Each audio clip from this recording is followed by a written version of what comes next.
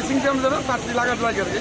তারপর আমরা কেসিং দিয়েছি, কেসিং দেওয়ার পরে তারপর আমি কেসিং যখন দিতাম কিছু দোকানে, মানে দোকানটা আইটাইতে দেখি আগুন ধাও ধাও করে চলছে। অথচ আমি আয়া কারেন্টের লোক আর পাইছি না আর কি। কারেন্টের লোক তারা দুইজন ছিল কাজ করতে। হ্যাঁ কারেন্টটা মানে 2 মিনিট হয়েছে, 2 মিনিট কেসিংটা লাগানোর সময় এবার আমি খালি পার হয়েছি, তারপর সঙ্গে সঙ্গে দিয়ে ধোয়া উঠতাম।